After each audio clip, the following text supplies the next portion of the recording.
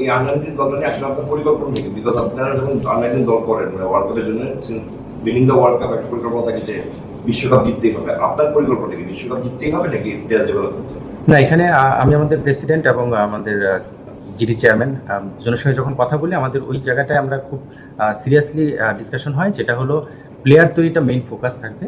Because under-19 শেষ হওয়ার পরে আমরা নেক্সট যদি আমরা ধরি আন্ডার-23 বা এইচপি যেখানেই যাবে প্লেয়াররা, সেখানে যেন বড় রকমের একটা সংখ্যা মানে 5, 7, 10 জন প্লেয়ার যারা ওয়ার্ল্ড ক্রিকেটে রিপ্রেজেন্ট করতে পারবে, এই ধরনের প্লেয়ার তৈরি করাতে ফোকাস থাকবে। সো রেজাল্ট নিশ্চিতভাবেই সেটা করার দিকে নজর থাকবে, বাট মূল ফোকাসটা থাকবে কোয়ালিটি প্লেয়ার বা ইন্টারন্যাশনাল লেভেল প্লেয়ার তৈরির জন্য যে প্রসেসটা মেনটেন করা সেটা ইনশোর করা। সো তার সঙ্গে রেজাল্ট সময় বলে দেবে।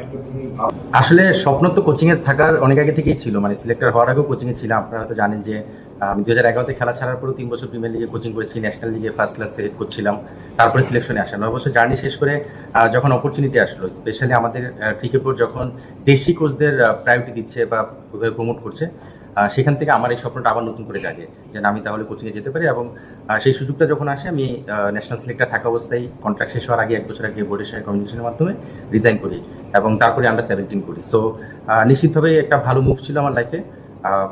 সো সেটার মানে রিফ্লেকশনটা দেখা যাচ্ছে যে ক্রিকেট বোর্ড আমার উপর ট্রাস্ট করছে, যেখানে আন্ডার-19 দায়িত্ব দিচ্ছে। নিশ্চিতভাবে এটা আমার জন্য অনেক বড় একটা প্ল্যাটফর্ম। অ্যানালিস্ট ছাড়া সম্ভবত সবাই দেশি এবং মেন্টরও আপনারা নিয়ে নিচ্ছেন, এটা আসলে কি চিন্তা ভাবনা থেকে করছেন? না, আগে তো আমরা এই ধরনের কিছু দেখি না। আপনি একটু আগে তো মিডিয়া চেয়ারম্যান একটা কথা ক্লিয়ার করলো যে আমরা আমাদের দেশি কোচদেরকে ওই প্ল্যাটফর্মটা দিতে চাই যেন নিজেদেরকে প্রমাণ করতে পারে। তো আমাদের বোর্ডের কাছে মনে হয়েছে যে he is capable enough to take the responsibility. Under nineteen কোনো ভালো একটা আউটকামই ওনার থেকে এক্সপেক্ট করছি। এবং মানে যারা আপনার প্যানেলে যারা আছে সবাই কেপেবল, তো এনারা থাকতে বিদেশি অল্টারনেটিভ আমরা চিন্তা করিনি আর কি। ভারতীয় যে ইয়ে হচ্ছে যে তাতে কিন্তু একবার আন্ডার-19 পেয়েছে ওয়ার্ল্ড কাপে, তারপরে কিন্তু তাদেরকে নিয়ে আসতে দে ওয়ান্ট টু ডেভেলপ সাম নতুন ক্ষেত্রে নিয়ে আসতে। আমাদের ক্ষেত্রে কি আমরা মানবো না? আমরা তো অনেক এটা আসলে যেহেতু আমি সিলেক্টর ছিলাম, সেই জায়গা থেকে এটা আসলে রিলেট করা যায়। এটা ডিপেন্ড করে আসলে চেয়ারম্যান কীভাবে চিন্তা করেন, জিডি চেয়ারম্যান, পাশাপাশি সিলেক্টর কীভাবে চিন্তা করে এবং হেড কোচ। সো এটা কম্বাইন্ড একটা ডিসিশন। এটা এই মুহূর্তে যে হেড কোচ আমি আসলে ডিসিশনটা দেওয়া খুব টাফ, বাট নিশ্চিতভাবে আমরা যখন সিলেকশন ক্রাইটেরিয়াতে বসবো তখন সিলেক্টর থাকবেন, আমি হেড কোচ হিসেবে হয়তো সেখানে প্রেজেন্ট থাকবো, চেয়ারম্যান থাকবেন, আমরা মিলে ডিসাইড করবো যে আমরা আসলে কোন প্রসেসে যাবো। বাট নর্মালি আমাকে যদি পার্সোনালি বলা হয়, আমি অলওয়েজ প্রেফার করি যে একজন যদি একটা এক্সপোজার পেয়ে যায়, তাকে হয়তো সেই জায়গাটা আবার নতুনভাবে চিন্তা না করে নতুন কাউকে প্রমোট করাটা মনে বুদ্ধিমানের কাজ হবে। সো এটা ডিসিশন সময় বলে দেবেন। পারফরম্যান্স অ্যানালিসিস সেন্টার বা যেটা আপনারা করতে যাচ্ছেন, এই পুরো প্রসিডিউরটা নিয়ে মানে আমাদের তো এটা নাই, আমরা করতে যাচ্ছি। আবার একই সাথে যারা ডেভেলপ ক্যান্ডিডেট বা ক্রিকেটে যারা আসলে তাদের স্কিলকে সায়েন্টিফিক্যালি আসলে অ্যানালিসিস করছে, তাদের এটা আছে। সো ডিফারেন্সটা আসলে কোথায় হচ্ছে, এটা যদি একটু শর্টলি বলতেন আমাদের বুঝতে সুবিধা হতো। আর একটা কোয়েশ্চেন, সেটা হচ্ছে যে ন্যাশনাল টিমের এই মুহূর্তে লিডারশিপ গ্রুপ যারা, এদের সাথে আপনাদের এই ব্যাপারে ডিসকাশন হয়েছে কিনা, তাদের আউটপুটটা কি, তারা আসলে কতটা হ্যাপি বা?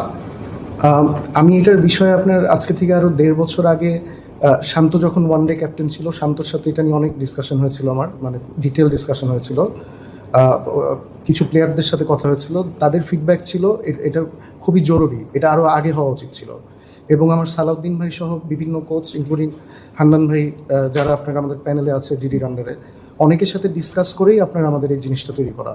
তো এটা আপনার স্কিল ডেভেলপমেন্ট বলেন বা কোচদের নিড বেসিসে এখানে এসে প্লেয়ারদের নিয়ে কাজ করতে পারবে, যে কোনো টাইপের অ্যানালিসিস। ধরেন আপনার একটা কোচ একটা প্লেয়ারকে নিয়ে স্পেসিফিক আপনার ম্যাচে যে ফুটেজগুলো পাওয়া যায় বা প্রিভিয়াসলি মানে একটা স্পেসিফিক প্লেয়ারের যতগুলো ফুটেজ আছে, ওর থেকে বেটার হচ্ছে আপনার সরাসরি ইনডোরে এসে আপনি ফিজিক্যালি অ্যাট প্রেজেন্ট তার কন্ডিশনটাকে মানে করা আর কি, মানে দেখা, যাচাই বাছাই করা। তো ওই কারেন্ট সিচুয়েশন নিয়ে কোচরা কাজ করতে প্রেফার করবে। তো আমাদের অন্যান্য ফুটেজের বাইরে যেহেতু আমাদের একটা ল্যাব হচ্ছে, একটা ফুল ইকুইপমেন্ট সেট আপ করে আমরা ইনস্ট্যান্ট লাইভ আপনার অ্যাসেসমেন্টে যেতে পারছি, ওইটাই মোর useful for the coaches and also the players.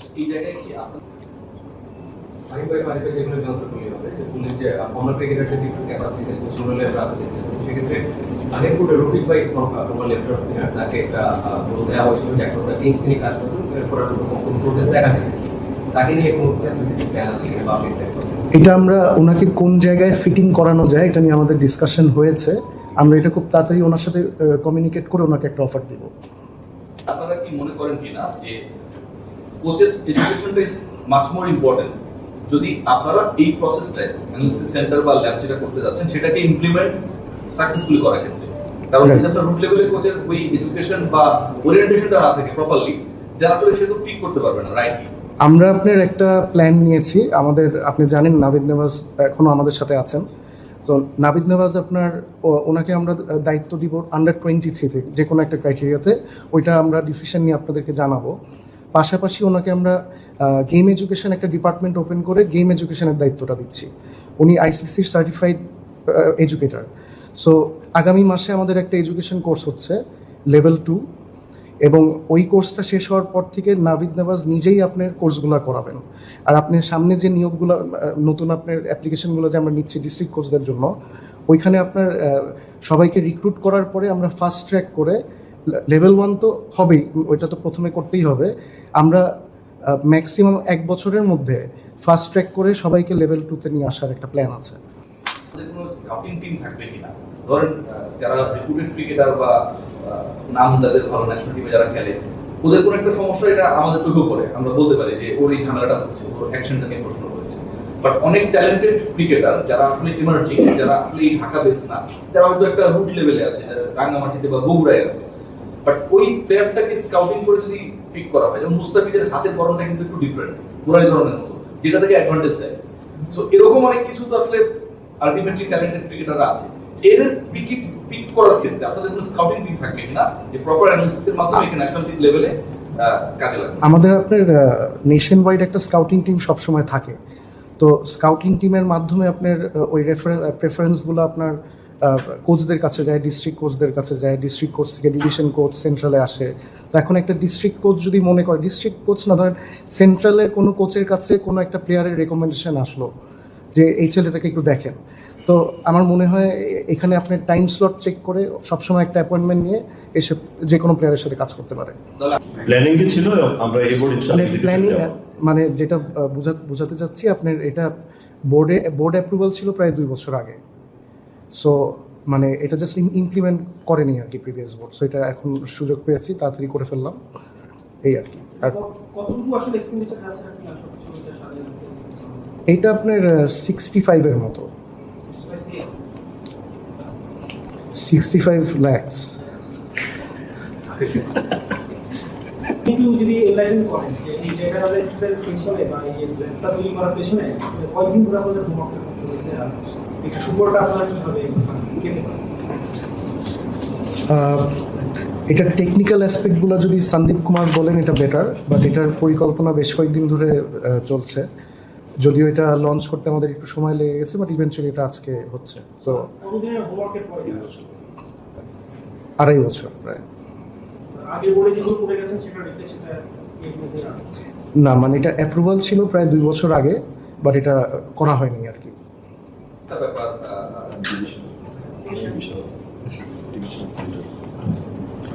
আরেকটা ব্যাপার একটু জানতে, সেটা রিপোর্টও হয়েছে যে লাস্ট ক্রিকেট বোর্ড আসলে একটা কোচেসদেরকে হচ্ছে আপনার ট্রেন আপ করার চেষ্টা করেছিল, সার্টিফাইড করার চেষ্টা করেছিল, এবং পুরো প্রসিডিউরটা নিয়ে আসলে আমরা যে রিপোর্টটা গণমাধ্যমে দেখেছি, আমার কথা না, সেটা আসলে প্রপারলি মেনটেন করে আসলে এডুকেটর তৈরি করার প্রসেসটা করা হয়নি।